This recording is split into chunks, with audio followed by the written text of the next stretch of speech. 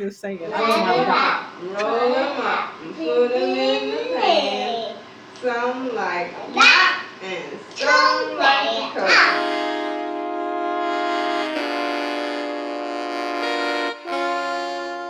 Throughout time, Black women have been sowing seeds of survival, wellness, and self-care into their daughters. My mother worked till 12 o'clock at night in this ladies' room for tips to send me to school. During the transatlantic slave trade, these tactics and skills were passed down, carried on, and gave us not only a will to live, but the means by which to do so. We are sick and tired of being sick and tired. Now in 2020, more than ever, we need to remember the ancient wisdom and daily rituals of our foremothers who prepared us for a time such as this. And so today, we call their names. Our mamas and their mamas before them. Women who were never meant to survive but blazed through anyways. I stand before you today as a candidate for the Democratic nomination for the presidency of the United States of America. We are the harvest of these women. And with the Daughters of campaign, we share their stories and self-care secrets to inspire a revolution and to wage a resistance movement for the total healing and liberation of our people. Isn't it beautiful? All right.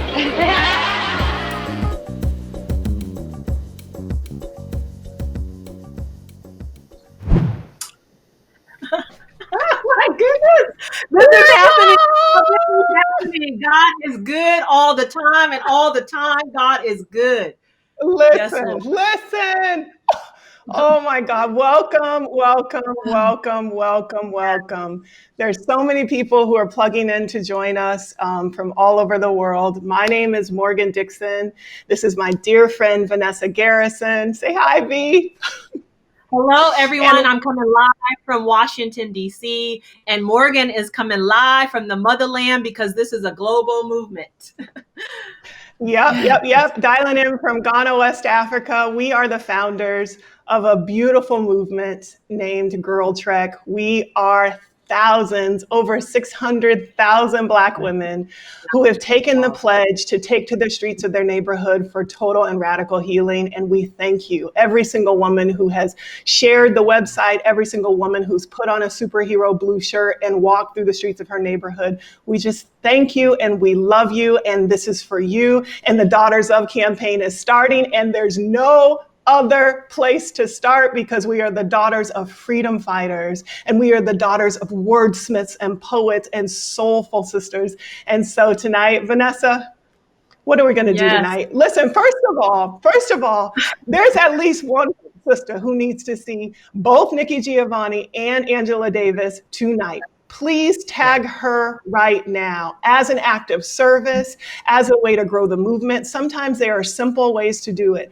And I promise you this, if we can get 10,000 viewers by the end of this hour and a half interview, 10,000, we will donate from GirlTrek $10,000 to the GirlTrek Give Back Fund, which goes to women in our communities, Black women who are in need, particularly now in the COVID crisis. So $10,000 if you can help us get to that goal. So please, please, please tag away, send it to your mama, your cousin, your auntie, tag everyone you know.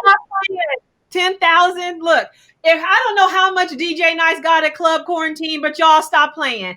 Tag Jill, tag Erica, tag the Versus crew, the Club Quarantine crew, and let them know that this is the moment. This is the Roots moment. This is the Michael Jackson Thriller moment. I am sorry, but we are in need of a healing, and the legends are getting ready to speak. So tell somebody to tell somebody to tell somebody, because we are getting ready to have a beautiful conversation, Morgan, a beautiful conversation. And so it begins. God got our words. So we're going to get started. Yep, go ahead. Yeah. So we have people who are viewing us from all over the world. And many of those folks obviously have tuned in because they are here to hear the legends speak, Angela Davis and Nikki Giovanni. But they are wondering, powered by GirlTrek, Who is GirlTrek and how did they convene these women in this moment in time? So for those of you who do not know, Morgan and I are the daughters of women who taught us to speak life. And 10 years ago, we told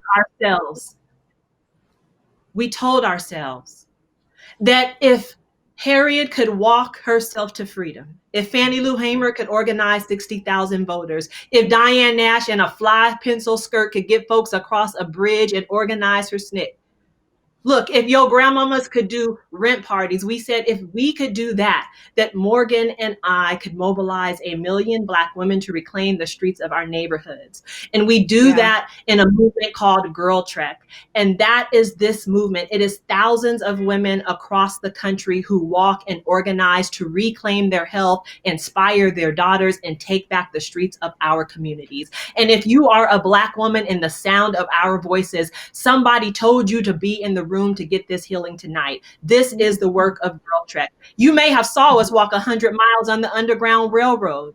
You may have saw us and thought, who were those women who have been honoring Harriet Tubman way before there was a movie? That is this GirlTrek movement. And Daughters of, which is what we are going to talk about tonight. And it's about to be so dope, so fly, so good. So get your wine set up. We about to hear some secrets. We about to get some self-care tips. Like that's what Daughters of is.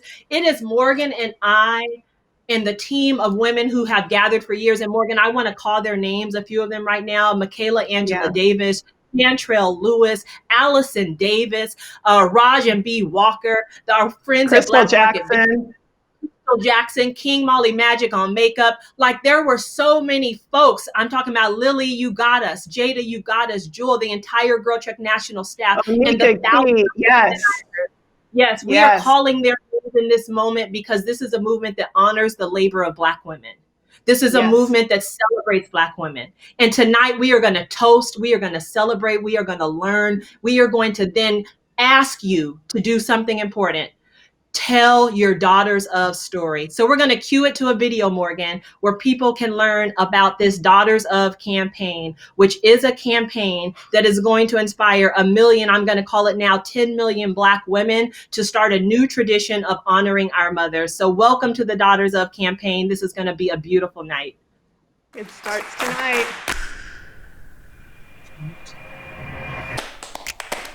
So the women in my family were take no stuff kind of women, but they also knew how to hold a family together. They're school teachers, manual workers, manual laborers. My mother is amazing. She's kind of a seer. My grandmother is 5'2", fiery. She cussed like a sailor. She gambled all the time. You don't know from hard. She knows all the hard. And she does. She does. When I was in the, I want to say 4th grade, this Jamaican man was in the supermarket, and I was in the supermarket racing down the aisle with my friend on the shopping cart like kids do. And I bumped into his cart, and he got ridiculously angry for no reason. And he smacked me in my face. So I run home. My grandmother was there. We get back to the supermarket. They pull him inside the store. He happens to know security guards in the store. My grandmother looks around, picks up a pipe, hauls back, and bust the window out in the supermarket. This is a legendary story in my family, mind you. She ain't even scared. She was like, I need you to understand something. You don't put your motherfucking hands on my child. Lecturing and arguing and yelling at the open window. That's Willie Mayberg. My grandma is so ridiculously about it. It's just.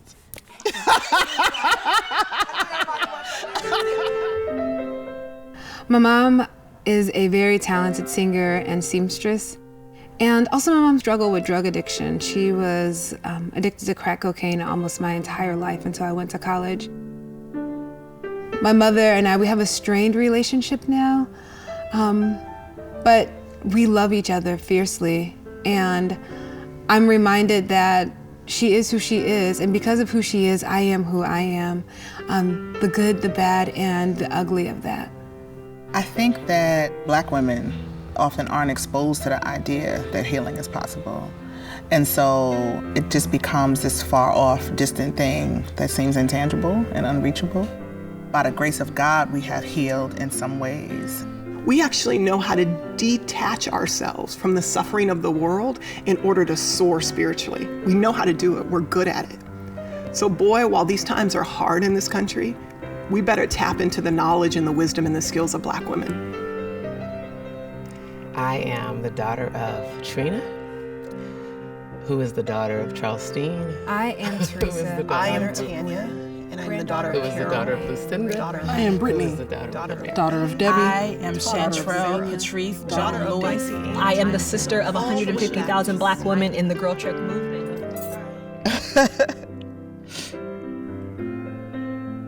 I am Tarana. I'm the daughter of Antoinette, the daughter of Willie Mae, the daughter of Abel, and the daughter of Mary Ware.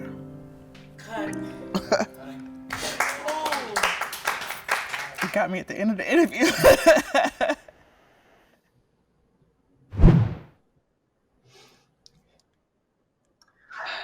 Listen, Tarana Burke, stop trying to make people cry up in our first broadcast to the whole world.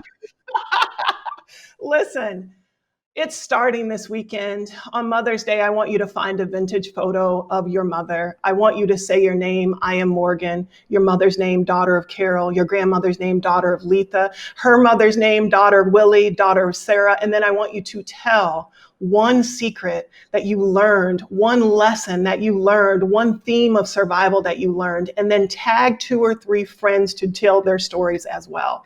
This is powered by GirlTrek. We love you. We believe that we can get 1 million Black women's stories, and in the spirit of Zora Neale Hurston, create the largest catalog of self-care secrets for Black women that has ever existed. So use hashtag Daughters of. We cannot wait to see you. Now, what you waiting for? We the Daughters of Freedom Fighters. She coming. They coming. We coming. Let me tell you a quick story. So Vanessa and I, oh my God, we're past 11,000. We're at 3,000. Okay, yes. Focus. Almost to 12,000. Keep tagging people. So, quick story about both Angela Davis and Nikki Giovanni. First of all, Vanessa and I used to work in this very fancy investment bank because we didn't have no money. We lived in LA. She was going to UCLA, boo. I was going to USC, yay. And we met at this investment bank. And Vanessa going to school. Who you playing with? That's all they know to know. Listen. And Vanessa, she looked like gothic. She had these long braids, and she used to read Nikki Giovanni every day. And she had these big glasses, and she used to walk around. And then Vanessa, do you remember this? I don't know if you remember. I used to work for the Coalition Against Police Brutality because I used to be real bad at USC. And there's this brother named Michael Zinzan who used to be a Panther, and I was working on their computers, and I was also protesting during lunch. And I was like, "Can I use this bullhorn?" He was like, "No, little sister, that's Angela Davis's bullhorn." It's like, okay, can I please use it? So it had duct tape on it. So he let me use it. And Vanessa, I brought it to DLJ, the investment banking firm. And it just so happened, I was going down the elevator with my dashiki on, Angela Davis's bullhorn, and Ronald Reagan worked in that building, and he was real sick. And he was standing there in the elevator all sad, and I'm standing there with Angela Davis's bullhorn. I'm telling you, when God prepares you for something, it's poetic, okay? So this moment has been in the making for so long. Vanessa's been my friend for 20 years. Let's do it. You want to hear from the legends? Here it go. Roll the tape for the millennials who don't know what they about to see. Woo!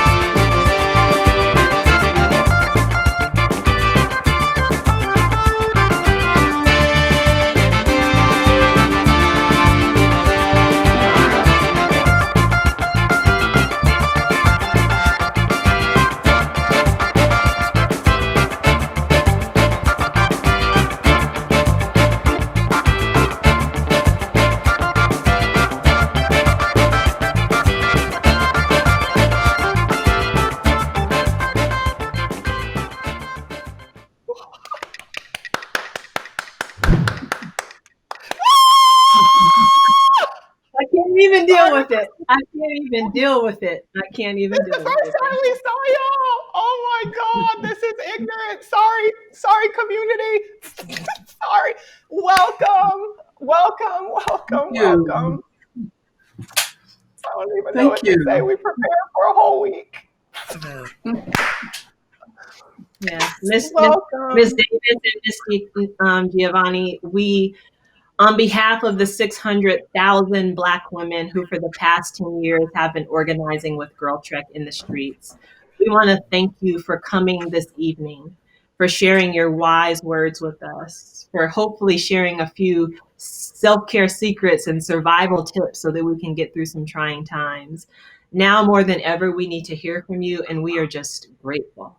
So welcome to tonight. It's going to be a beautiful hour. For those who don't know, we're going to spend about an hour together talking to these two icons and legends. I'm going to do a deep dive conversation with Miss Giovanni, and then Morgan's going to do a deep dive conversation with Miss Davis. And then we are going to let you, so please stay tuned, have your questions heard so that in this moment of real struggle and real change, but real opportunity for us individually, we can hear and pour into ourselves so that we can go back and pour into the folks who weren't here. So I am so excited about tonight, Morgan. Sorry, my first question is, do you put sugar in your grits or salt? I have to know from both of you. I have to know. Come on, Dr. Davis, tell me. Tell the people we had an argument. Definitely not sugar. But Miss Giovanni,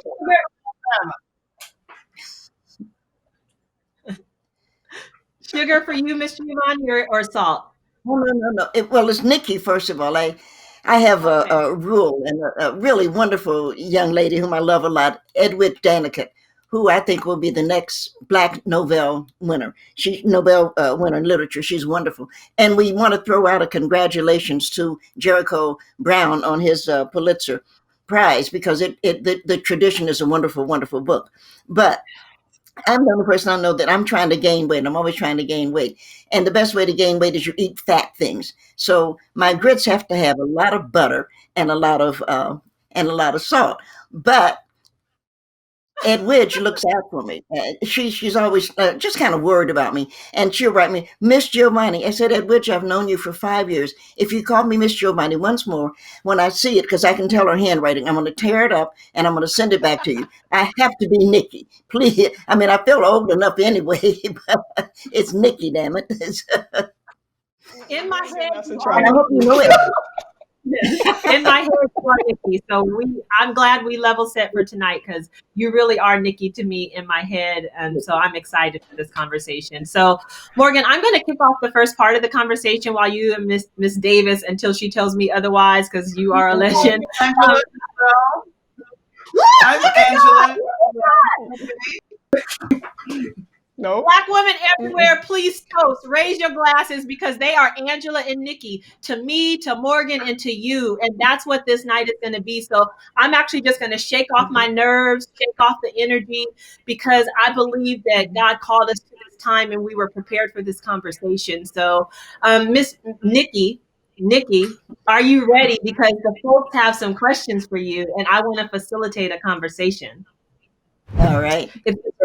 All right. So we're with Nikki Unplugged. And first I want to ask, just genuinely, how are you? Like, we are self-quarantining and this is the universe is shifting. And I just want to ask, how are you doing? Oh, I'm doing really well. First of all, as most of you know, I had lung cancer 5 years ago, and my left lung was removed. I had a wonderful surgeon, so he just took the left lung out. You got two, so I didn't miss it. But last year, my right breast had just a what do you call it? A knot, But my doctor said, well, it looks like it's cancer. And, I'm 70. Well, now I'm 76. I was 75 then. And so I said to him, well, what do we do? And he said, well, what do you think? I said, no. I'm the PhD. You're the MD. Tell me what to do. He said, well, Nikki, you're 75 years old. Whatever you've done with that breast, you ain't going to do it no more. So take it off. And I was I really love him. But I was really lucky because now I'm balanced. I was just so glad it wasn't my left breast or I'd be lopsided. But now I can I can still stand up straight, so I'm good. Oh, thank you. I'm grateful to hear that. So this campaign that we are talking about tonight, it's called Daughters of, and I'm going to introduce myself to everyone. I am Vanessa, the daughter of Annette, who battled back from addiction to help others battle their addiction. The daughter of Olympia, who loved Oscar de la Renta perfume, which I am wearing tonight in her honor. The daughter of Melvina, who fled St. Louis after running an illegal liquor store and came to Seattle. I am the daughter of Katie, who was born in Louisiana and whose name I searched out because I had learned so much from the women in my family, Nikki, about how to survive. And I'm wondering if you can tell folks, who are you the daughter of? Because I have read every single thing you have ever written. I want to point out, I have your vintage Jet magazine that I had you sign last year. Shout out to Black Market Vintage. I got your vintage album. Look, I got all your stuff. Okay. So I have read every single thing you have ever written, and you have written so much about your grandmother, so much about your mom, and so much about your sister Gary. And I was just wondering, could you share, I am Nikki, daughter of, could you tell us who are you the daughter of? And could you tell us what's one thing that those women who you are the daughter of have taught you that you hold on to today? Well, I am Nikki, the daughter of Yolanda Cornelia Watson, actually. Then she married my father, Gus. She is the daughter of Emma Louvenia Watson, which is how we got to Knoxville, Tennessee, but that's a long story. Grandmother didn't take any crap off of anybody. And I don't know grandmother's mother. And I don't know my father's mother. I know my father. I do know he is the son of Maddie Jones. And that's going to be probably the end of my family. So I'm not the person to run. I won't spend that dime. What do they say? Find out who your ancestors are. My ancestors are the people who love me and who I love. So I don't have a problem with dealing with ancestors, because ancestors are not about blood. They're about what you love. Yes, yes. And that's the first thing, that's the first lesson of tonight. So thank you for that. Thank you for that. So I actually was in the audience in Washington, D.C. about a year and a half ago, and you were here doing a book signing for your book, which I got signed. Good cry. It is amazing. Okay. It is amazing. And as part of this conversation, you talked about how you had a seizure, and you said that you had a seizure because you were holding in everything that needed to be held in so that you could get done everything that needed to get done, and that you needed a good cry but didn't have one. And it struck me because I'm the daughter of women who held it all in, the daughter of women who said you suck it up and you get out there and you face the world and you wipe those tears and you get it done. But you said in your book that that's why you had a seizure. And so I'm wondering right now, because there's a lot of Black women who are holding it in. I want to know, when is the last time you had a good cry? And how did you arrive at the fact that we needed to let it all out? Well, I arrived at the fact that we need to let it all out because I had a seizure. But I don't even know. I mean, I'll cry over any damn thing now. You see a little, I have a little garden. I see a little garden snake, and I go, I have a goldfish pond. And I go out and I see the little snake, and it's just swirling. And then you go out a week later and it's shedding its skin. I go, oh, it's growing up. So, I'll cry over any damn thing now because everything touches me. And it's good. I mean, no, I would recommend crying, and I certainly recommend champagne, because if you do enough champagne, you'll cry. And it's good for you. Yes, yes. Do you think there is something, though, with Black women where I don't know, why do you think we are not crying? Why do you think we're holding in so much? Because we're expected to do so much. And I think that I don't know, see, my generation is very different. And, Angela's there and she's going to share, because we're about the same age. But our generation had a lot to do. We lived in a segregated world that had to change. And if nothing else, for our grandparents, we had to change it. For our grandmothers, we had to change it. Our mothers weren't going to do it. And why? That would be a whole level of research and stuff. But our mothers, the next generation, they were not going to get that done. So we had to get it done. We got it done for our grandparents. Speaking of crying, if I have a minute, one of the things I spoke for at graduation when you could still get out and speak. And I said to the group, you don't go to college or even high school because you're learning something or to graduate, because it's not about you. You graduate for those little old ladies who, one of those houses you showed was just a little wood house. And what they have, if we had gone into one of those houses, on the wall, you would see, my baby graduated from 8th grade, or my baby graduated from high school, or my baby graduated from college. All they wanted was to see us come forward. And so we graduate. We graduate so that those ladies can sit on the porch. And most of them, my grandmother smoked. My grandfather did not smoke. My grandmother did. But those ladies would sit on the porch with their little pipe. And they said, this is what my baby did. And they talked to each other about it. They were happy about it. They were proud of us. And that's why right now, these kids have to go to school and they have to graduate. Not for themselves, but for those little old ladies who, we opened this with Tony, and she was saying her mother cleaned toilets so that she could go to school.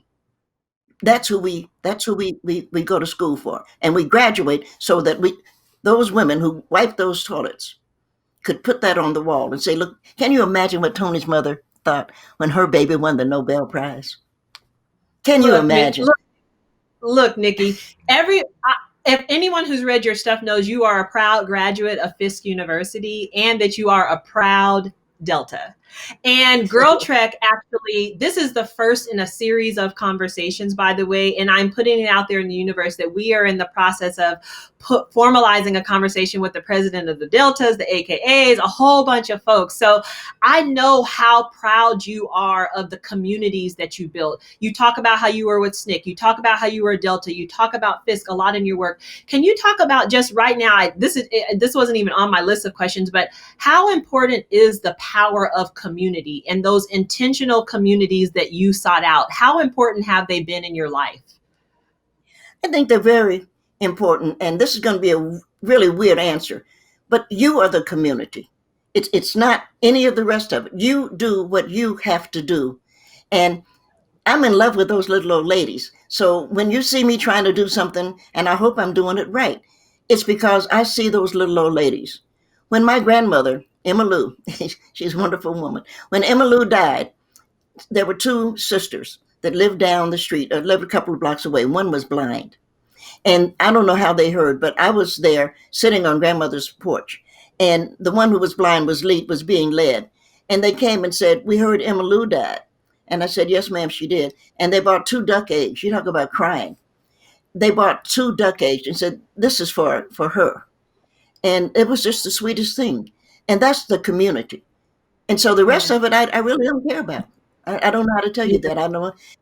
Yeah. I really don't. No, I hear you. Look, I hear you.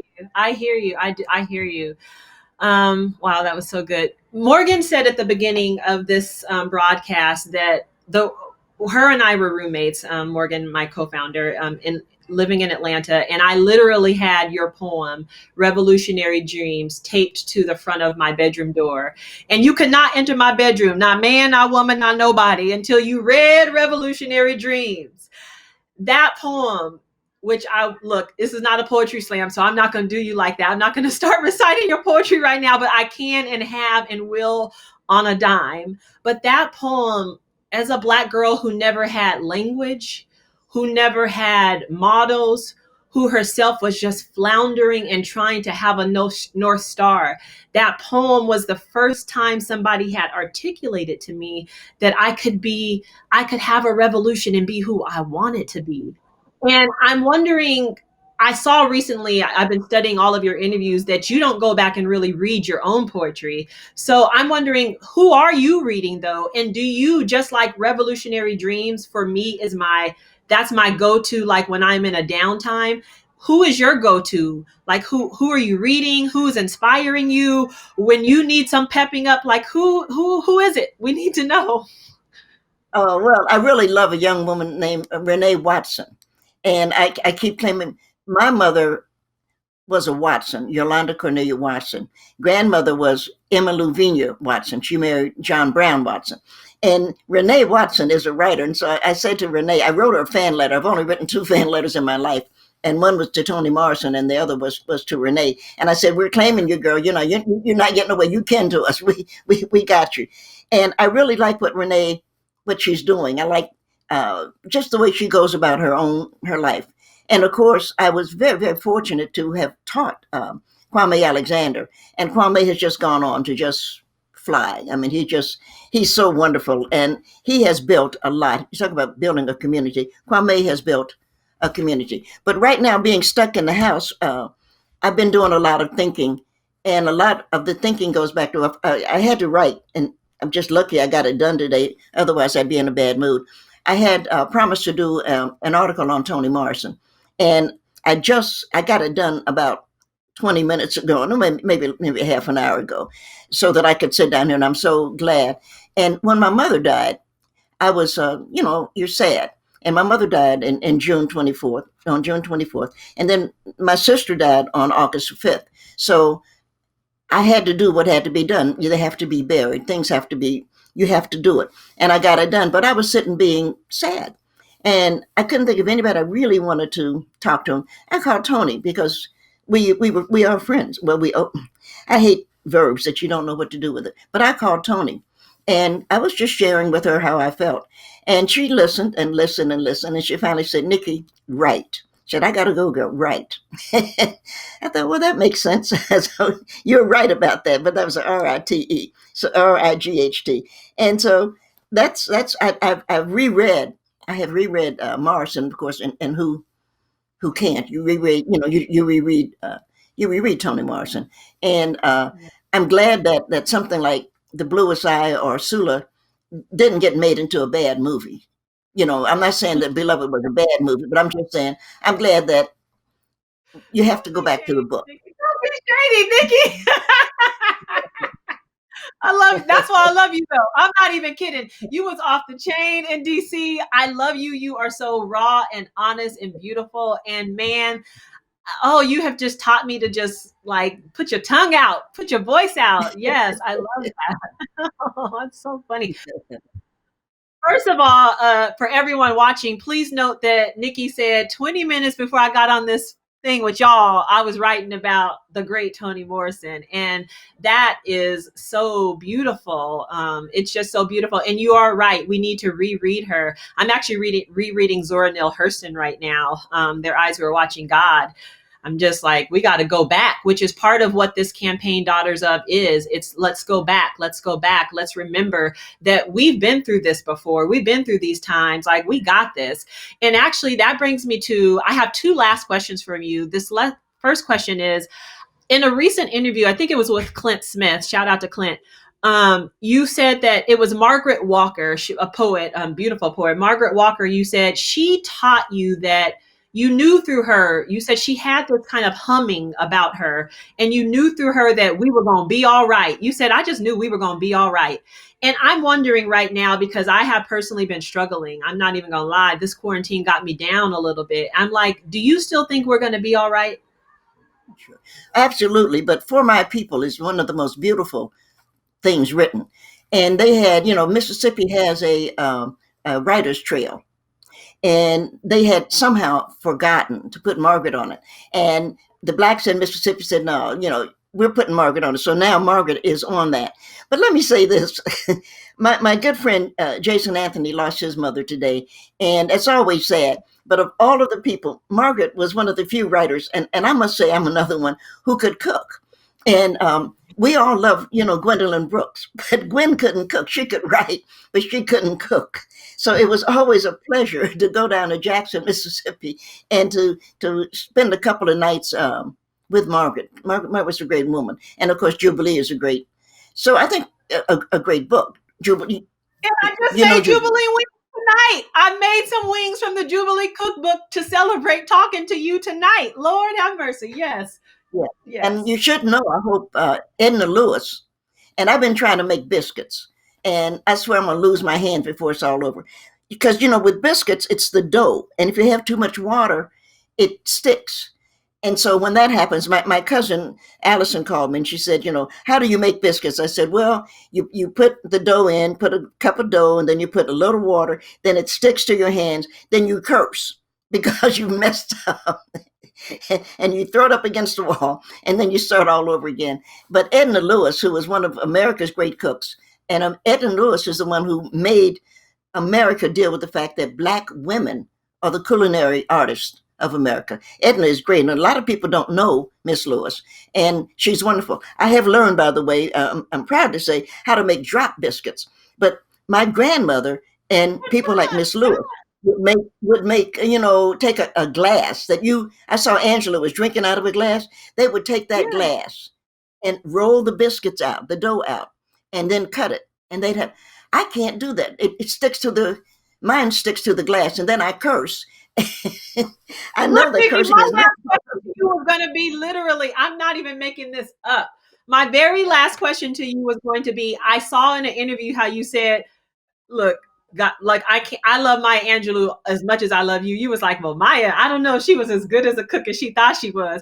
But my last question to you was going to be, like, what are you cooking in quarantine? Because all of us Black women is at home swearing to God that we making biscuits as good as our grandma. I don't know if we really are, but we out here trying, and I believe it's doing something. But you shared for us the secret. So the secret to drop biscuits is what? This is literally my last question, because my grandmother, Olympia, once did tell me, she was like, you ain't going to learn nothing because you ain't up in this kitchen trying to learn how to cook these biscuits. And she was right. I didn't go in the kitchen and I didn't learn how to make the biscuits. And it's one of the greatest regrets of my life. So please share with us, as a last thing, what is the secret to the drop biscuits? It's really not too much water. Well, we do buttermilk, but it's so easy to get too much liquid.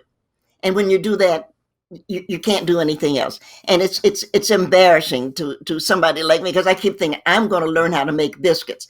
But my grandmother and my sister were great bakers.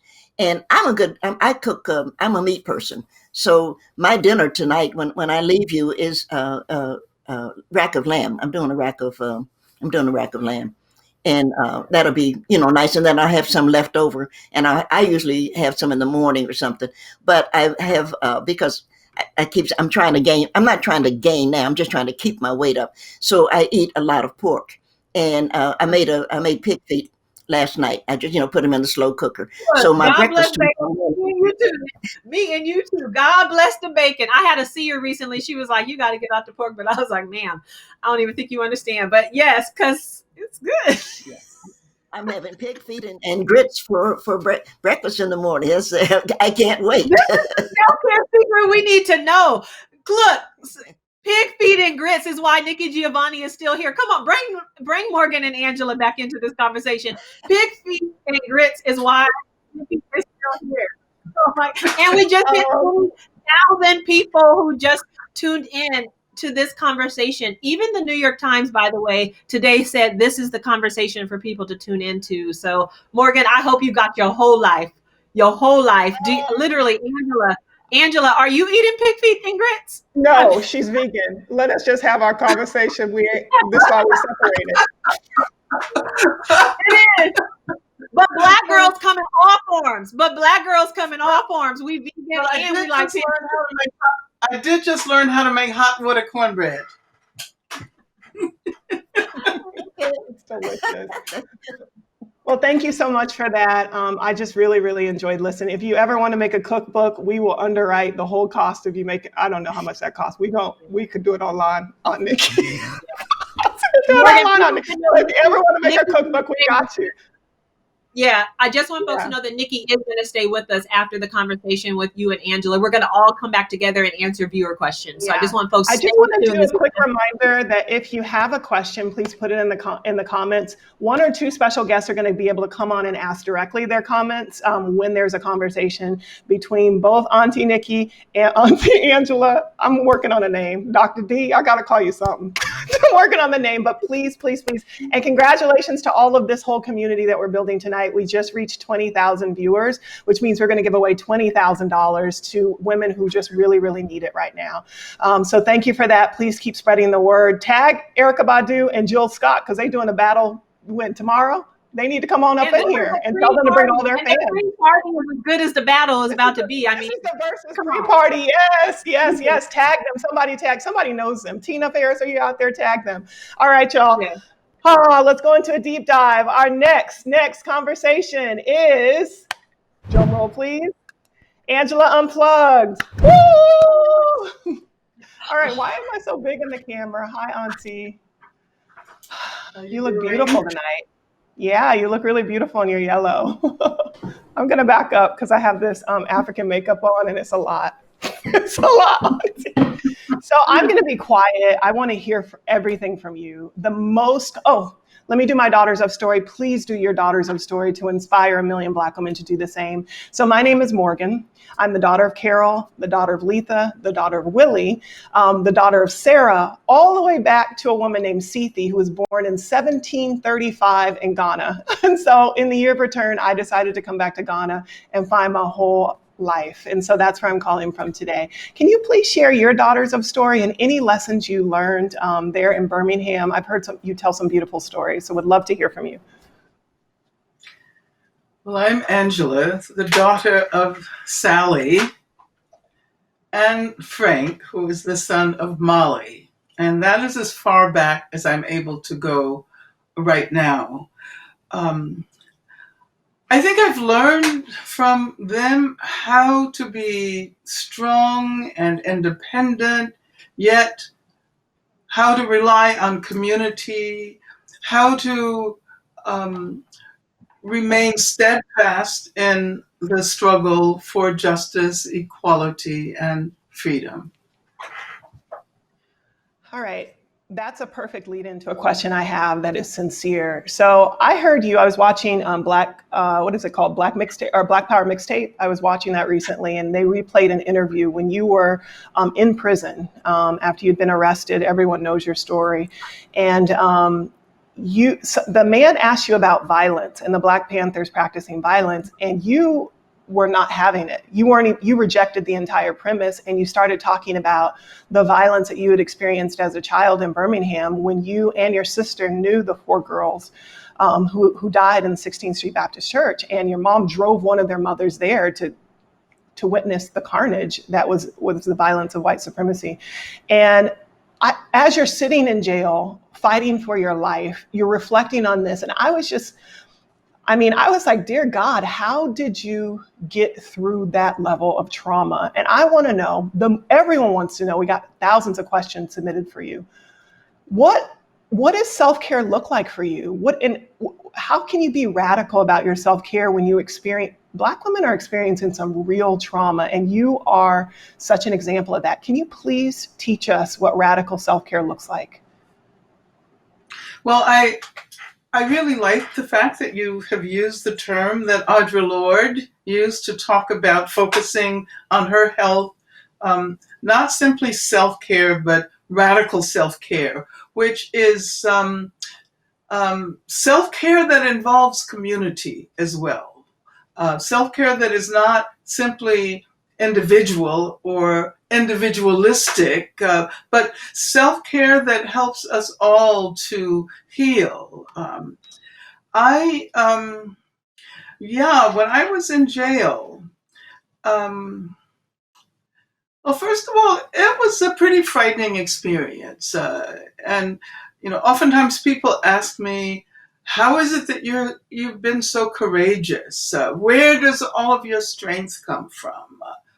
But I have to be honest and tell them that I never considered myself particularly courageous or particularly brave. And when I went to jail, it was a pretty scary experience, particularly since I didn't know whether I would ever be released. And at one point, when the death penalty still existed in the state of California, there was the possibility that I might be ushered into the gas chamber at San Quentin. And speaking of San Quentin, tomorrow there will be a demonstration, a socially distanced demonstration in front of San Quentin, demanding that we consider the particular plight of prisoners during these terrible times of COVID-19. But getting back to the story, it was pretty scary. But I realized at one point that as I began to receive letters from people and as those who were active in the campaign for my freedom began to tell me, what was happening around the world. James Baldwin had written an open letter to me. That letter was being circulated. People in Africa, in Asia, in Europe, in Latin America were coming together around the demand for my freedom. And that is when I began to realize that the source of so much of my fear was that I felt alone. And once I realized that I was not alone, it wasn't that I ceased feeling afraid, but the emotions of gratitude toward those who were generating solidarity became so vast that those emotions overwhelmed the sense of fear, and so that was a lesson to me, which I've to remember as I have gone through life over the last decades and continuing to engage in generating solidarity for people who need it. Wow. Yeah, we've had to defend radical self-care a lot because, the word self-care can feel vapid, but when you describe it as fearlessness, as community and gratitude, like, whoa, it's the opposite of vapid. So I just really appreciate that definition. I really will take it to heart. My next question, if someone wants to learn about the demonstration at the prison, where would they go or how can they support? There's a lot of people watching tonight and I want to support that cause. Okay, well, it's organized by the Labor Committee for the Labor Committee to support Mumia Abu Jamal. And all you have to do is go online, demonstration at San Quentin, May 9th, and the information will be there. It's a demonstration that will be conducted in automobiles, right? So people will drive by the prison with signs. Okay. And the reason I mention this, the reason I mention this is because we're all being asked how we feel and what we're doing. And we tend to use the term lockdown a great deal. We feel as if we're under lockdown. But I'm careful about using that term because lockdown is a carceral term. It comes from the experiences of people who are in prison. And lockdown for someone who is in prison is not what we are experiencing right now. Of course, we're self-isolating, we're social distancing. The point, however, is that in prison, people are not able to social distance. And because of the congregate living situation, the prisons across the country will more than likely become cauldrons for COVID-19. And if we don't pay attention to what's happening behind walls today, then it may spill out into the community tomorrow. Can we talk a little bit about prisons? First of all, cauldrons is such a powerful word, and yeah. Whew. I mean, it's indeed a Holocaust what's happening with American prisons, and you've been in this work for so long, just fighting against the prison industrial complex, and I thank you. I thank you for your work. And I wonder, I read somewhere that there are more Black bodies behind bars now in America than there were Black bodies working at the height of slavery. And that is something crazy. And in any case, it's just a visual, but in any case, every one of us knows someone who has been affected by the prison system, every one of us, and it's unacceptable. My question to you is, what will be the turning point for the American prison system? If you could snap and make one thing happen, or that we could collectively, when we get all these women walking together, if we could do one thing to turn around the prison system, what's the turning point? Well, first of all, that was Michelle Alexander, who in her book, The New Jim Crow, wrote that there are more Black men behind bars today than there and under the control of the criminal justice system than there were enslaved in 1850. What do I think we need to do? I think we need to abolish prisons. I'm just going to say it. And we're witnessing during this particular period the fact that prisons do not work. They never have worked, but particularly during health crises such as the one we're experiencing now, the only solution is to release people from prison, to engage in a politics of decarceration. And that is linked to the whole notion of abolition.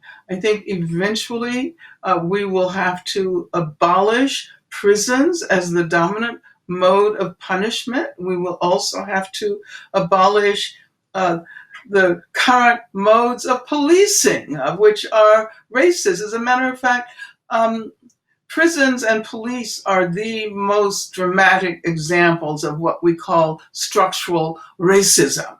And if we are going to eliminate racism, then we will have to eliminate prisons and the current modes of policing. So as citizens, do we do that legislatively? Do we, press new politicians? Do we do it economically and find some alternative, levers or incentives?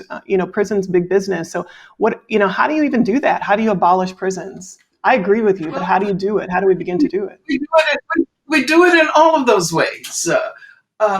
First of all, abolishing prisons is not simply about getting rid of the institution we call prisons. It's about creating a society that no longer requires prisons as the ways in which it carries out its punishment process. What we have to do is think about education and housing and healthcare. All the things that now during this COVID crisis are coming to the fore. Why is it that so many more Black and Latinx communities suffer under the weight of the coronavirus? Why is it that Black people and Latinos and other people of color, Native Americans, are disproportionately represented in the prison system? So it's not simply a question of getting rid of that institution we call prisons. It's about creating free education. And students now, particularly during this moment, are calling for free education, free healthcare. We know that politically Medicare for all is on the table, but we need free healthcare. As a matter of fact, the reason why this coronavirus has created such a crisis has to do with the fact that our healthcare system has been so privatized that it is only a tool of capitalism. Right. So yeah, what I would say is that I was going to ask you capitalism. Yeah, I was going to ask you a question. When GirlTrek gets to 1 million Black women walking in the same direction for our better health, and we start to activate that million, what should be on the agenda, but you just told us free healthcare, free education, and abolish prisons needs to be a part of our agenda. So we will take note of that, and thank you for that. I have two final questions. We only have 5 minutes left, and then we're going to open it up to the audience. But I have two final questions, and they're about Black women. I just read about Georgia Gilmore, and she was a woman in Birmingham. Maybe you're from Birmingham. Yeah. So I read about Georgia Gilmore, who was cooking fried chicken and funded the Montgomery bus boycotts. And I wonder, are there any? There has to be Georgia Gilmores everywhere, and I want to know, who do you think is the most pivotal Black woman, sung or unsung, in history? Like, just talk to me about one or two Black women that you just think were pivotal.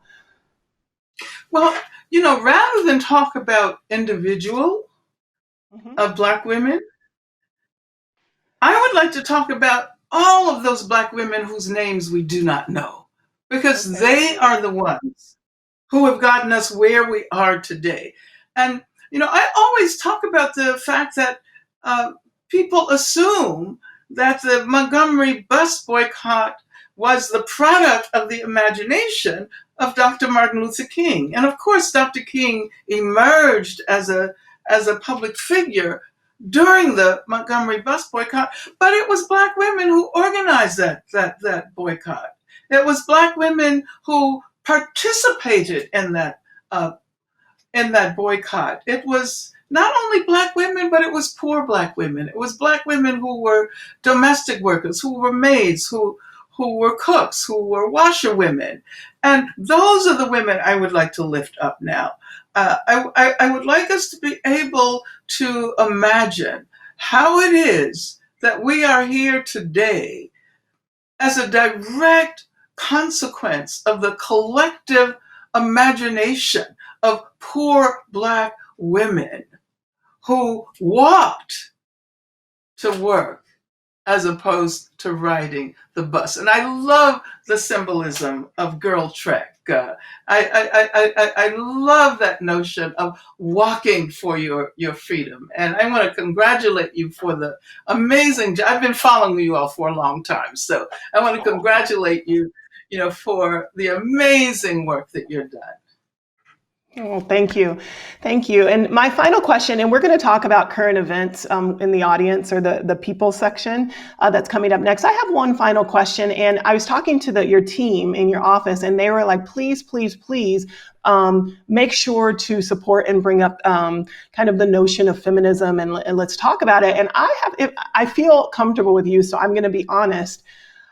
I wasn't annoyed, but I was just like, of all the things happening now, feminism is not even on my radar. And quite frankly, I have never as a Black woman, I've never called myself a feminist. Even as the leader of the largest health movement in the country, I've never called myself a feminist, because revolutionary seems more apt when people are trying to kill us. And I know the history of feminism, and it wasn't designed for Black women. And I wonder, as someone who is an absolute just admirer and student of yours, I want to know why Black women should call themselves feminist. Well, I don't know whether it's so much a question of what we should call ourselves, but I can tell you that some years ago, my response was exactly the same. I'm not a feminist. I'm a revolutionary. I'm a revolutionary Black woman. Why should I identify with feminism? But I was thinking about the feminism that had been produced by middle-class bourgeois white women. And I failed to recognize that Black women, women of color, poor women have developed a long tradition of feminism, which is increasingly becoming the feminism that we all recognize.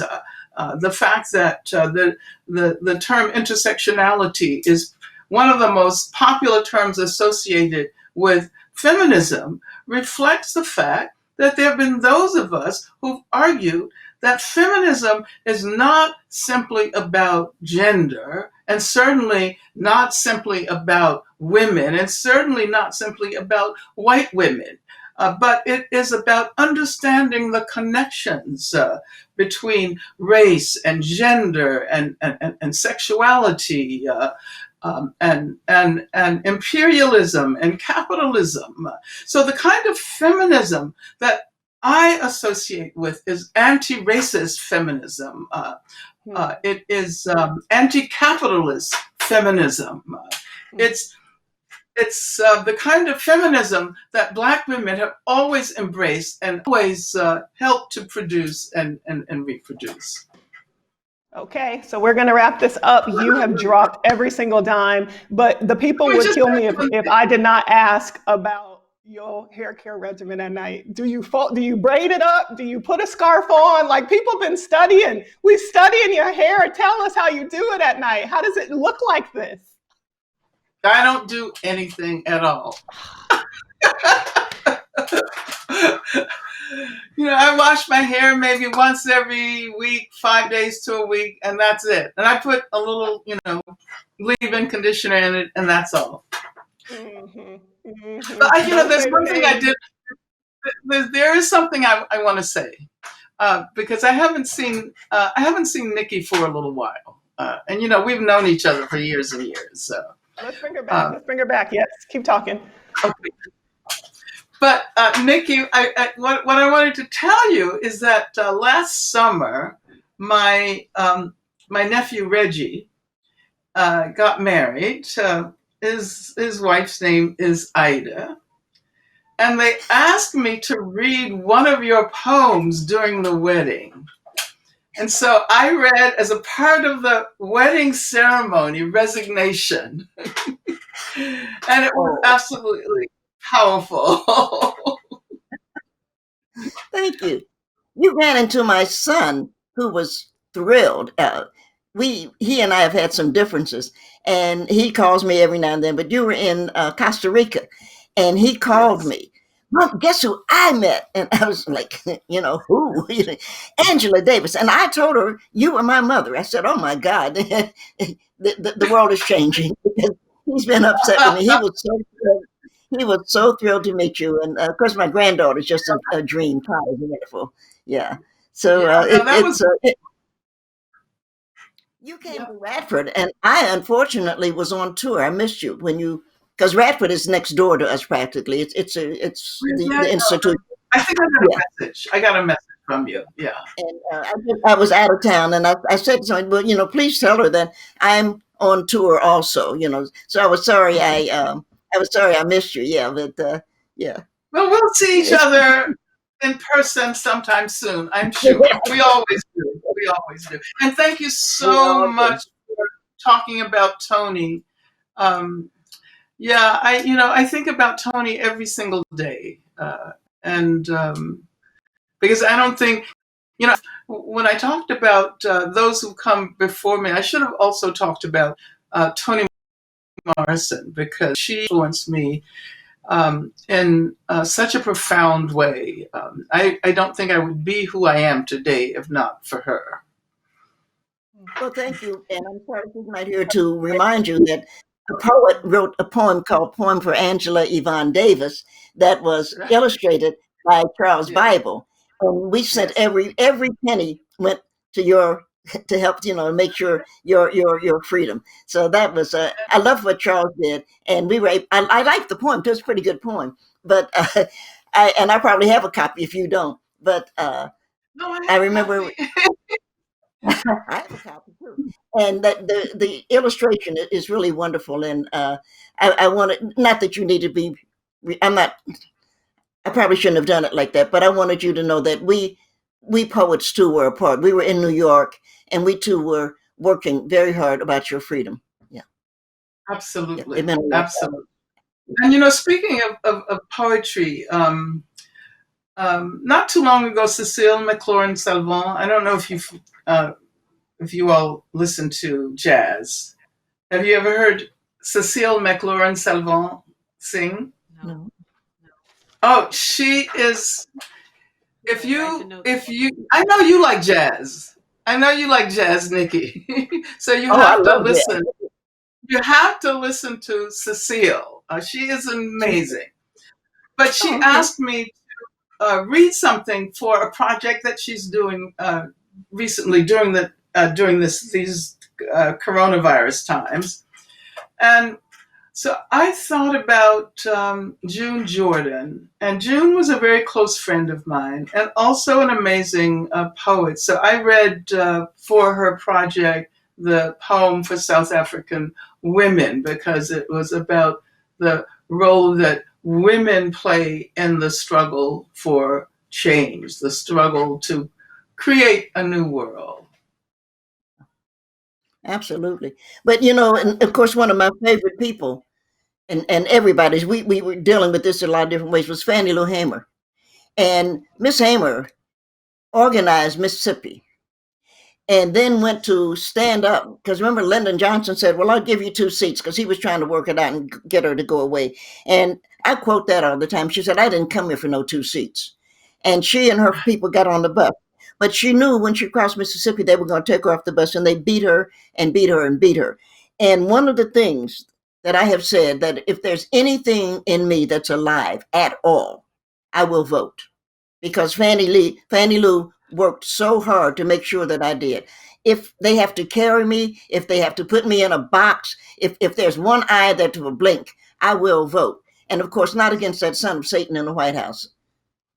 Because he's crazy. Well, that's a whole nother decision, isn't it? But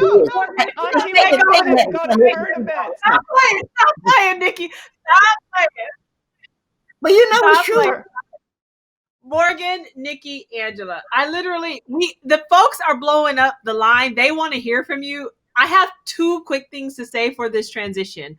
The first is this is the number one lesson of this entire conversation for all the Black women who tuned in. Know when to fall back. Ain't nothing Morgan and I had planned that was more important than that conversation that was just happening with Nikki and Angela.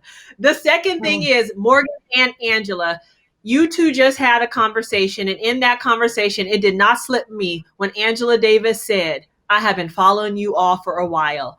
And in that moment, I literally stood up and did a praise dance, because there have been Black women, Angela, Black women who have worn this superhero blue that I am wearing right now, who have been walking dedicated in their neighborhoods every day, organizing, telling people, do you know about GirlTrek? You need to walk with GirlTrek. We're inspiring. And I tell you, they were doing it before the New York Times, before Instagram, before people were paying attention, before walking was cool, when folks were like, Harriet who, Fannie who, why this isn't cool. They were doing it. And that was a victory for those Black women in this moment. And I just want to say thank you, because part of tonight is that Black women do not feel seen. And to say that Angela Davis and Nikki Giovanni see us, that's the only gaze we need, Black women. That is the only gaze we need upon us, is the gaze of each other. The love I have for Morgan that birthed this movement, the love that she has for me that birthed this movement, the love that Nikki and Angela have for Tony and Maya and their sister circle in June. That is the love that will create a revolution that will shake this world. I had to say that before we got into the questions, Morgan. I had to say it. No, and I can do the transition because I love you. Let's move it on. This is what's happening. We're going to the people. Bring up the slide. We're going to the people. All right. If you have a question, put it in the comments. We're going to port some people in. We have over 25,000 viewers now. It's amazing. Please keep tagging people. And importantly, on Sunday, tell your daughters of story. Let's make this go viral. We need to talk about the news. We're going to bring up some pictures. And in 1 minute, we're going to fly through each one of these pictures. I just want you to respond to the picture. If it's a picture of you, what were you thinking in the moment? What would you tell your younger self? And then we're going to go to some key moments right now that's happening in our country. And we want to hear from both of you on these key moments. So let's go ahead and move to that section. So our first picture that we have, let's see. Oh my goodness.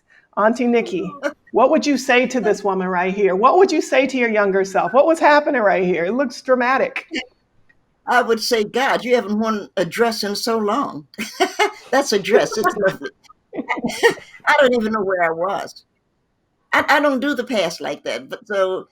But she was cute, wasn't she? She was cute. That's good enough. I don't do the past like that. I love it. Let's move on to the next picture. She was cute. All right. Auntie Angela, what was going on here? Oh my God. That was a demonstration that took place in Raleigh, North Carolina. in July of 1974. Unbelievable, your memory. Unbelievable. Unbelievable. Thank you. This next picture, I hope, brings warm feelings. I want to know what was happening in this picture here. Well, Nikki, can I say, Nikki organized this amazing tribute to Toni Morrison. How many people did you invite? I invited probably most of the writers. I can only think of one writer who didn't come, and I haven't spoken to her since, and I never will. But that's another discussion. But Toni, Slade died, and when you didn't intend to bury your child, and Toni and I were friends, but I couldn't think, and I just wrote a piece. I can't think of a half a dozen words we said to each other. I would go up to visit her, in Hudson, and we would sit, because you're being asked questions, Angela, tonight that I would never ask a friend. Am I making sense? I just wouldn't do it, because you ought to have a place that you can come and know that you can be quiet. But when Slade died, I went up to see Toni, and I first went down to see Maya, and I said, what would we like to do for her? And of course, Maya said, she's a sister, what do you want? So we worked it out. But you were the first person we called, because I knew you had to come, and I knew you would want to come. So we were, oh yeah, I mean, I couldn't imagine. Toni would have cried if you hadn't been there. And of course, the woman right behind there in the pink is Renee.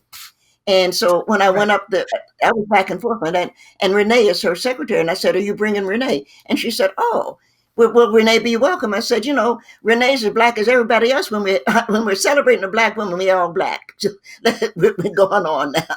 That's the truth, because I get sick of skin color deciding something. And so we were so pleased. And who I love so much, and was I got a call from India Ari. It's one of those, I don't know how she got my number, but I got a call from India. And she said, do you think there would be room for me on the program? Because she knew we were doing writers.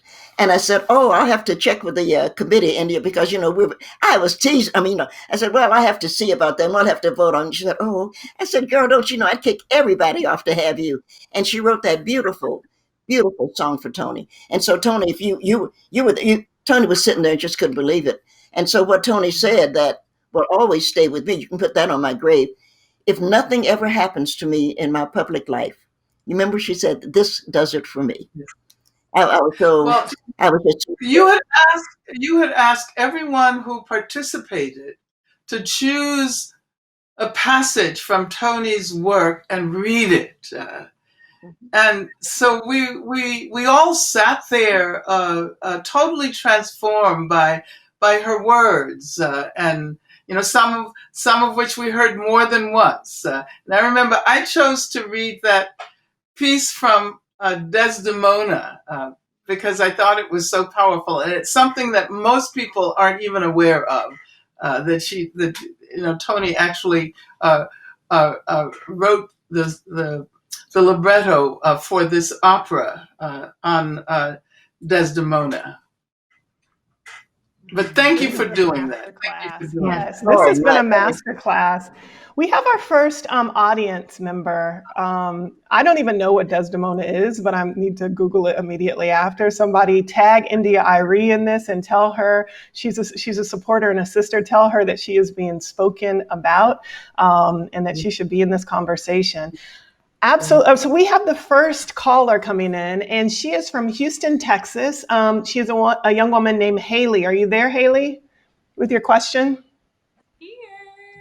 All right, while she's coming on.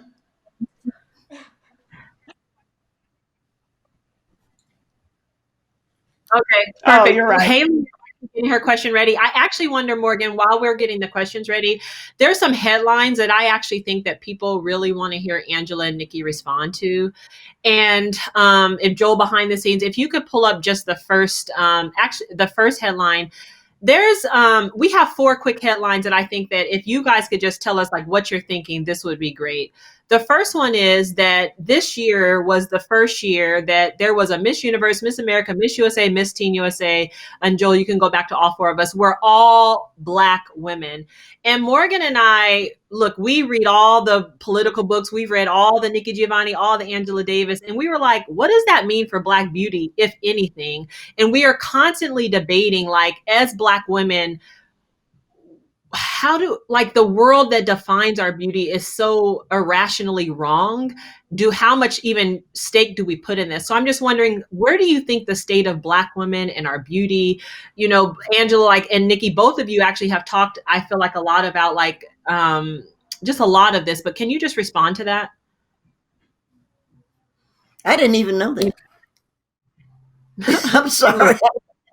Yeah. I don't look, I'm old. So if that's what the kids are doing, I am, then I'm happy for the kids. Angela is more, she may be more aware of some of the things. I didn't even know that there was first of all, the idea of Miss America. I love this. Well, Nikki, we are exactly the same age. Right? We're exactly the same age. And I did know that. Then I'm stupid. I apologize. And it's important. It's important. But I can't get that excited about it when there's so many issues that have to do with the very survival of our families and our communities that are not only not up front, but they're getting worse. Why is it that more Black people are dying from the coronavirus than any other group of people in this country? So I have to say that. But I do think that the politics of appearance is important. And as Black women, we've always paid a great deal of attention to hair especially. And many scholars have written long histories of Black women's concern with our hair. And I think that, obviously sometimes we focus far too much on physical appearance. And we internalize standards of beauty that have nothing to do with beauty. And for me, beauty is about freedom. Beauty is about liberation. It's not just about surface physical appearance. Beauty is about getting, 1 million Black women together to walk with GirlTrek. That's what beauty is about. Absolutely. So, I understand our concern with our physical appearance, but we have to link that to the future, link that to our efforts to bring a better world into being. And that's, we want a more beautiful world.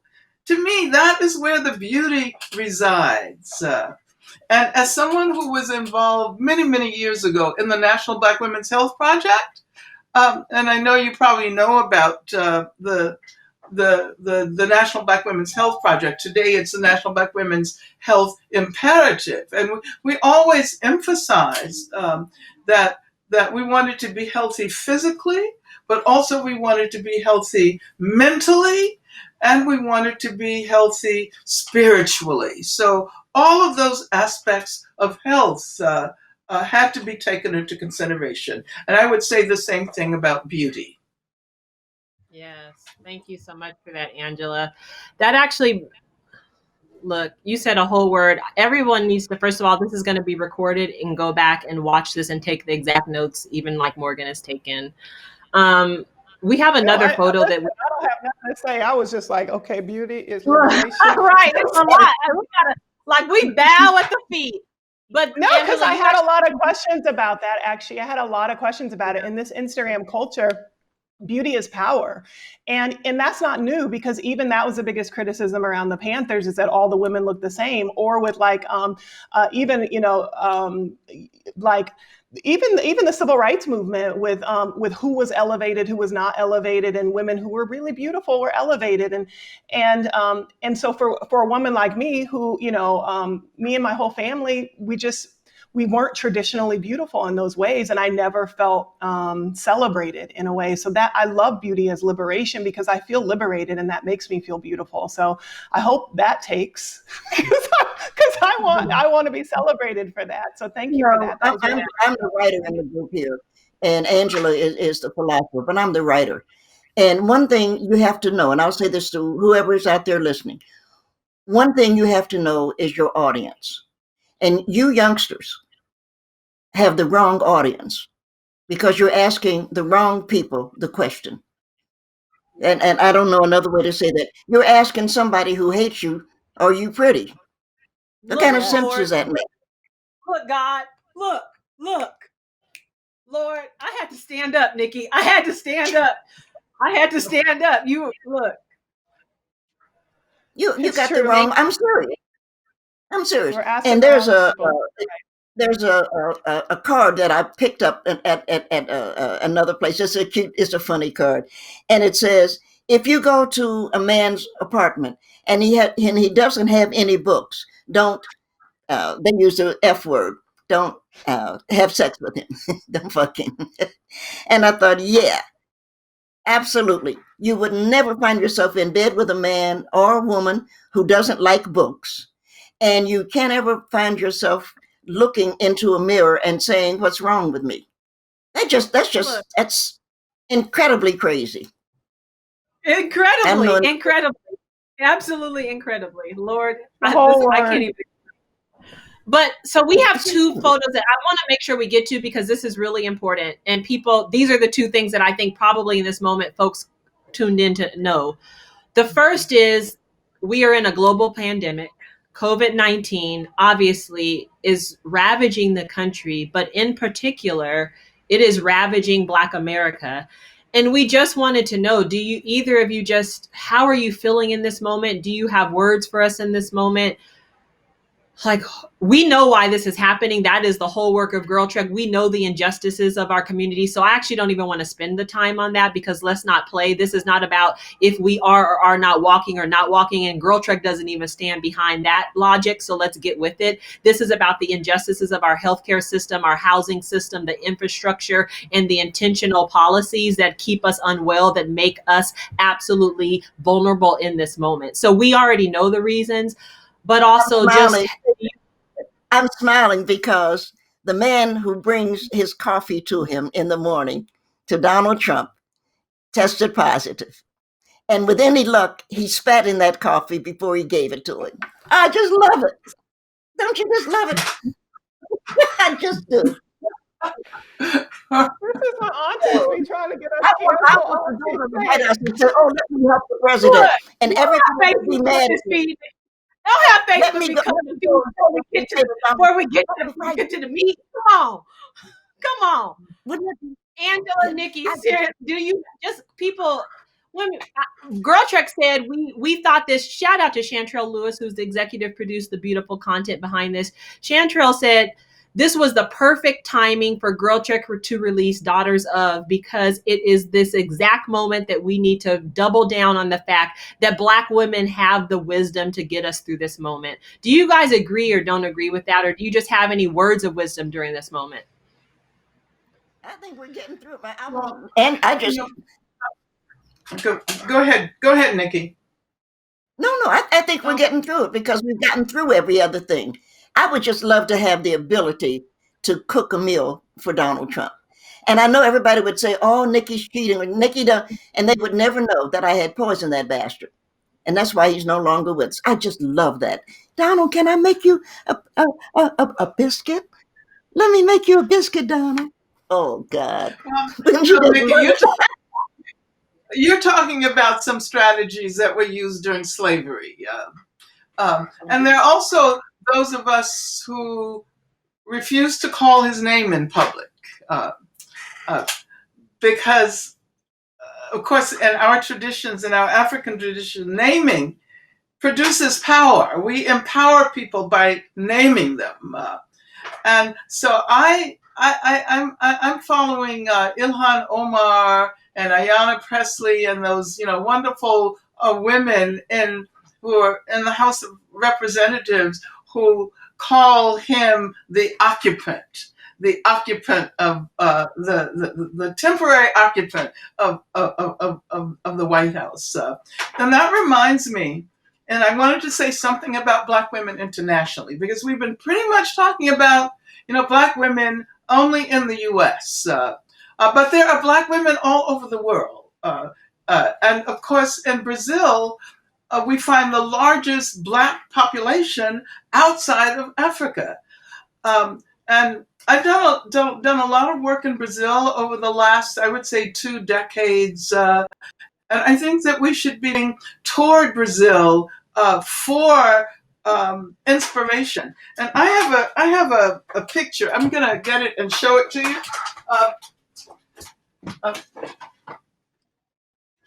This is a picture of Marielle Franco, who was assassinated in Brazil about 2.5 years ago. And, there have been these incredible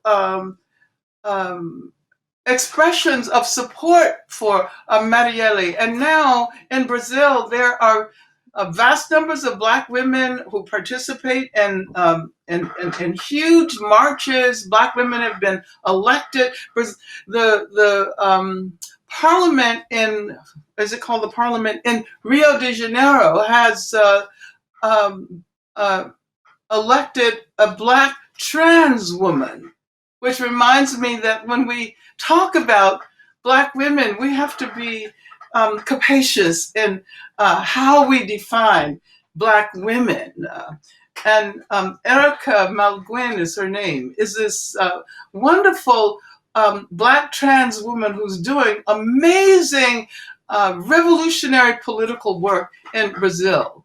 And I say this because, sometimes we focus a little bit too much on ourselves and we forget about what's happening in other parts of the world. And I want us to be internationalists. And if one looks at the history of Black women who have been in the leadership of political struggle in this country, progressive Black women, they've always had contacts with people struggling in other parts of the world, in Africa, in Asia, in Latin America. And I think that is exactly what we need to do at this moment.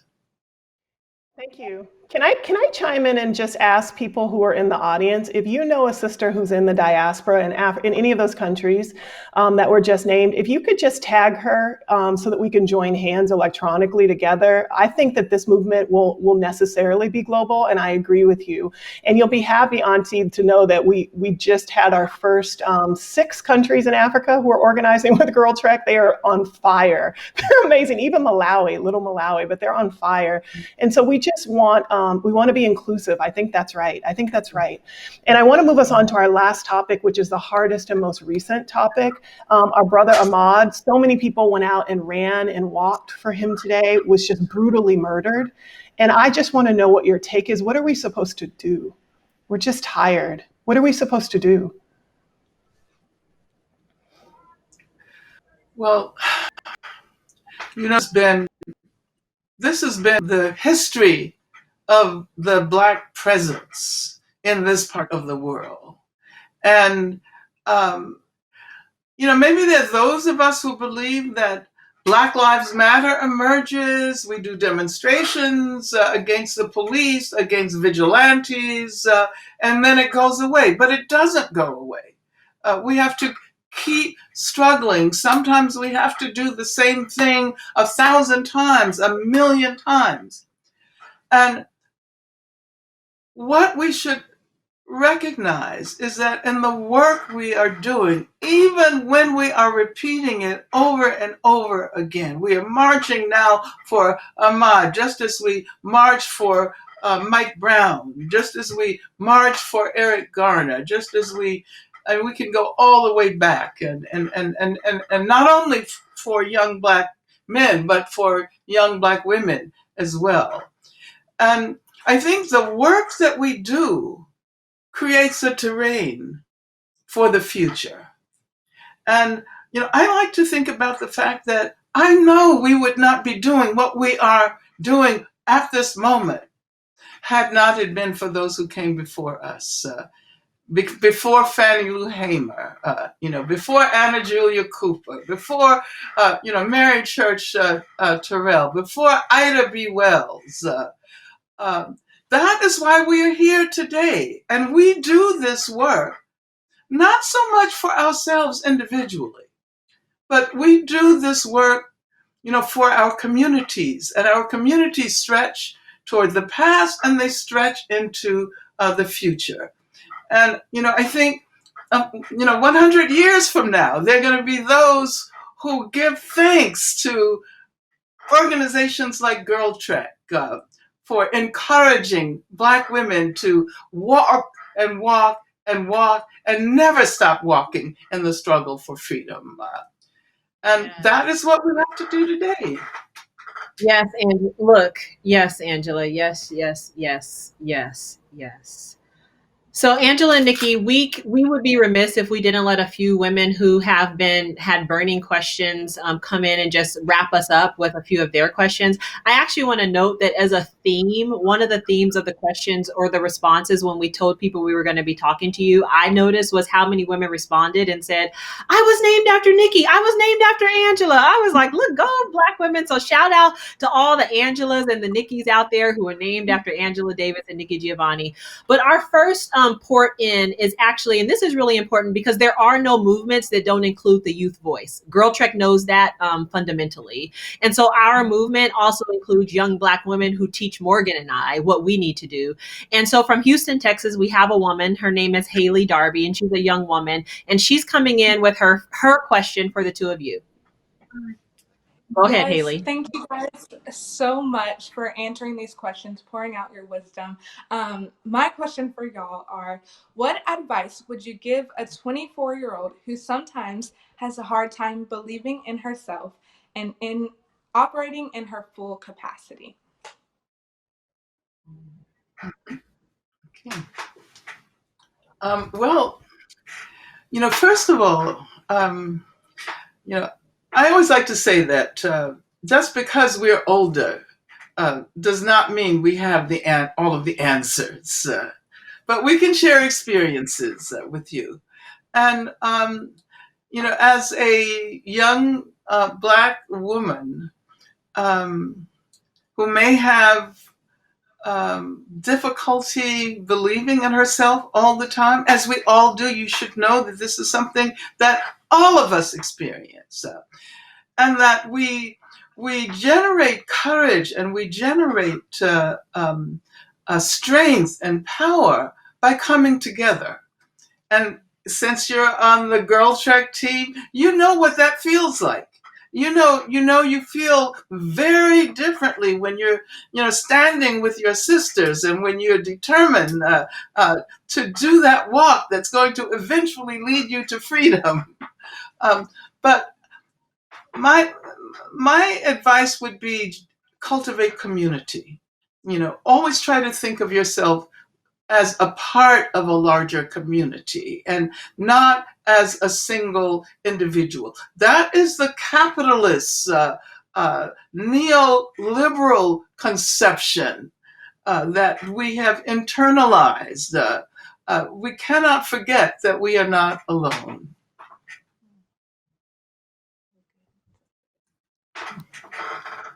Thank you, guys. Thank you so much for that. Yeah, thank you, Angela. Thank you, Nikki. We have one more live guest who's going to come in, I believe. But we do have a question actually for you, Nikki. This is something that an audience member submitted, and it's actually your interview with James Baldwin has taken on a brand new life in the Instagram world. So many Black women are taking notes on that interview. They was like, yeah, Nikki was serving it. She was holding it down for the Black woman. How do you feel about the excitement that people still have about that conversation?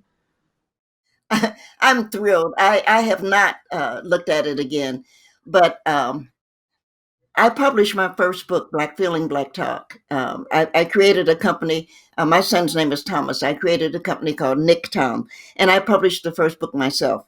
And I am now publishing another book, which didn't actually answer the young lady, but it needs to be said. And it's called Standing in the Need of Prayer. And what I have on the cover, it's really quite lovely, is a policeman. You'll see the white skin and the blue, and he's holding a gun. And it's really a tribute to Trayvon Martin. And the boy is walking away, and he's getting ready to be shot. And I couldn't. I've worked with a lot of people, and I've sold a lot of books. I've had 3 bestsellers, and I couldn't get any of my publishers. Well, I don't know about that. So I finally said I do. And so I'm publishing it myself. It'll be we'll be finished with it a couple of months now, because Emily Calvos and I are working on it. And I just thought, and I'm going to say it again to the young woman in Houston: you have to know your audience, and you don't. If you're sitting there saying, "I'm not sure who I am," you don't know who you're talking to. This is, you can do it a couple of ways. You can do it's me, oh Lord, standing in the need of prayer, and realize that these people came up 200 years ago. Or you can do the British way, whenever I feel afraid, I hold my head erect and whistle a happy tune, and no one will suspect I'm afraid. And what you have to keep telling yourself is I'm wonderful. Just keep the fuck saying, excuse me, just keep saying it. I'm wonderful. And you say, well, maybe I'm not. Well, by the time you realize you're lying, you'll be old and it won't matter. Listen, that's a whole word right there. Just rewind that right there. That's great. We have one more, or we have 2 more viewers come up. One from Atlanta. Can we bring her on for her question? There we go. Am I on? Yes, you are. Tell your name and what's your question. Hi, I'm Andrea. Hi, Sora Nikki Giovanni. So, Madam Angela Davis. So thank you. So thankful that you're taking my question. So my question, you just answered. I asked, should we continue to try to convince others to join our fight, our struggle, or do we just need to forge ahead on our own? Forge ahead. And you need to read, because I love Renee Watson is a big girl like you are. And we haven't had many people talking about what? And we haven't had many people writing about that. We've had people bitching about things like it doesn't work. But Renee is just writing about this is who I am and this is how I go through it. It's wonderful. And since they're opening up Atlanta, put your mask on and go to the bookstore and get some Renee Watson, because you'll find, because otherwise you won't find any of that. You won't find anybody dealing with themselves the way they really are. And as I've said, I love Renee. As you can see, I know I'm going to get a call from her. She said, girl, you're going to, somebody's going to hurt me because you're always talking about how wonderful I am. But she's wonderful. And I think that Black women should read about that, because we're taking the next step. It used to be everybody. It used to be, again, audience. We're taking the next step to say, I'm all right. You got to know that. It's just something you got to keep saying to yourself. It's a habit. So you wake up in the morning to brush your teeth, you say, I'm wonderful. And this is what you do. Pretty soon you'll believe it. Thank you, Nikki. Thank you. Yeah, but it's true. But I mean, look at you, cute as can be. So why wouldn't you? Look, God bless. Look. It's true. All right, so we have one last viewer from Illinois who's coming in to ask her question, and then we'll wrap up with a toast. So join us for the toast. Don't leave before the toast. One more guest from Illinois. Is she here? She may be coming in. We'll give them time. I have so enjoyed this conversation. I just really thank both of you so much. I really do. And I thank every single person who's joined us tonight. I'm so grateful for you being a part of our community. Thank you for spreading the word. Thank you for joining and supporting the women who have made us. So I just really appreciate it.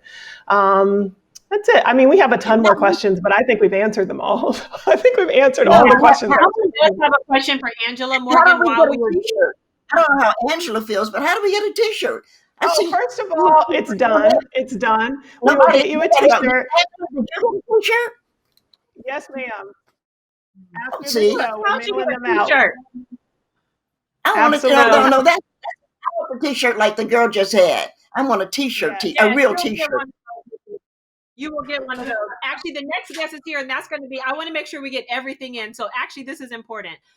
The T-shirts are important. So thank you, Nikki. GirlTrek is a movement where we really believe that we are reclaiming our communities. And I don't want people to forget in the entirety of this conversation that we have a call to action, that we want women to tell their daughters of stories and to join this movement so that you know you are not alone, that you have a So make sure that you stay tuned to the end. But let's please bring in this woman from Illinois because look, they have questions that we. So our last. Yeah, one thing to know for everyone who now wants to go out and get a GirlTrek T-shirt, you should.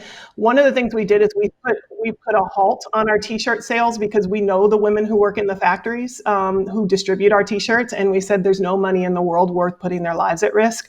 So we stopped, and we won't have sales for the next couple of weeks. So please bear with us. You can still place your order, but please bear with us. It will be a couple of weeks before we get them. We also have abolitionist T-shirts that we'll make sure and get you those as well. They say abolitionist across the front. So we're having some kind of technical difficulty. It ain't worrying me at all because you spoke all of life into this whole community, and I just really appreciate it. If the last guest is on, is the last guest on? Okay, it's okay. Not, she'll understand, and we understand.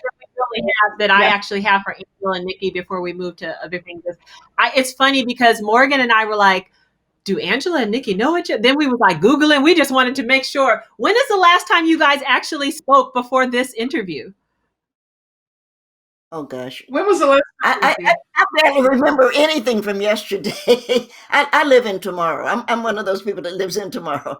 And I'm surprised I'm not an alcoholic or a drug addict or something because I just live in tomorrow. I don't see how people get stuck with, what happened. I just don't see how people can live in yesterday and isn't this terrible what happened. Because all I know, and that's why I love Pecola. When you're looking at Tony, remember Pecola? And what I wanted Pecola to do, I wanted her to fly. She's flapping her arms. She too felt ugly and unloved, but she's going around and she's flapping her arms. And I thought, yeah, Tony, that's what Pecola needs to do. That's all of us need. We need to flap our arms and live for tomorrow.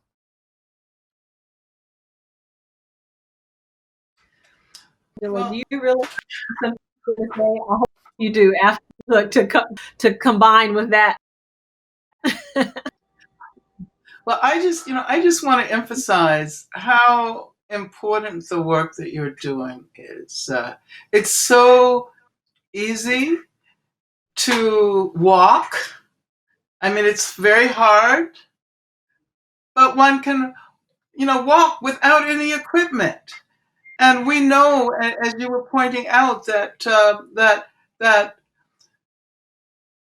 so many Black women die of preventable diseases, and much of that can be addressed by attending to our physical and mental and spiritual health.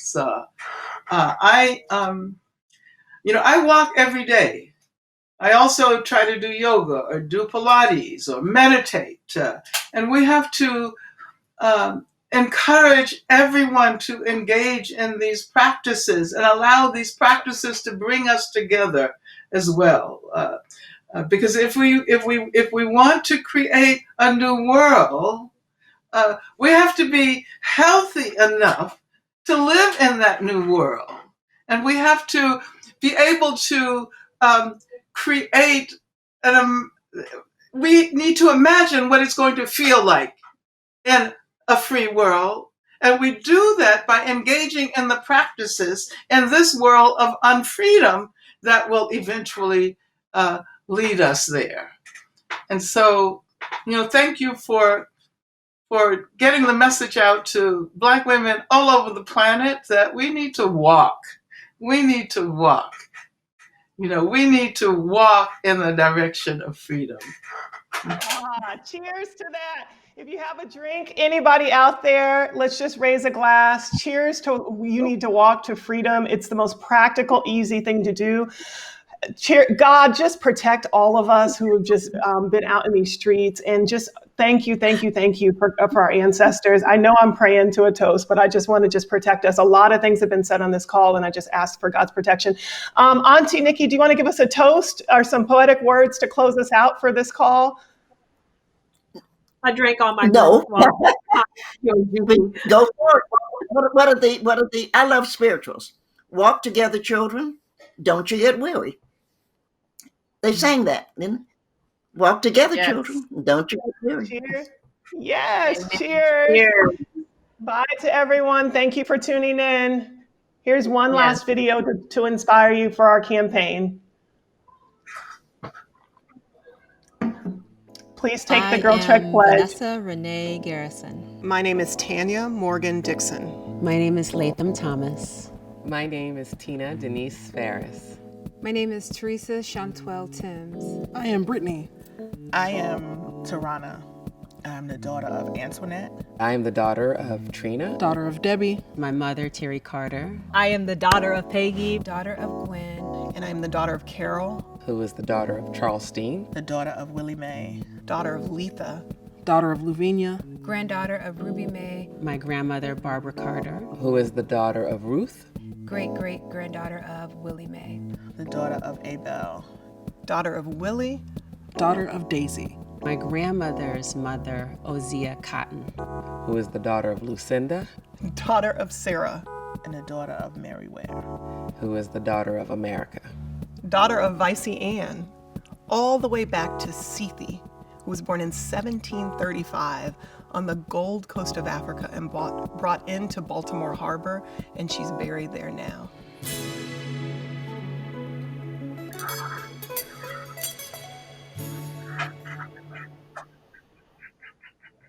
That was surreal. Nikki and Angela, thank you so much. And we want to announce to everyone who was inspired by this conversation that we are keeping this going. And I can't even believe that this happened, but it came together literally within the last couple of hours, inspired by you, Angela, and you, Nikki. But next Friday, at this exact same time, we are going to be in conversation with the daughter of Martin Luther King, Dr. Bernice King, and the daughter of Malcolm X, Ilyasha Shabazz. They will be joining us next Friday to continue this Daughters of conversation, to celebrate their mothers and the legacy of who they are the daughters of. Happy Mother's Day weekend to all of the mothers out there. We are daughters of Black women who held us down. Please tell your daughters of story, name the names. Just like Angela said, there is power in both not naming and there is power in naming. So this is something, name the names. I am the daughter of. We love you. Yeah. To learn how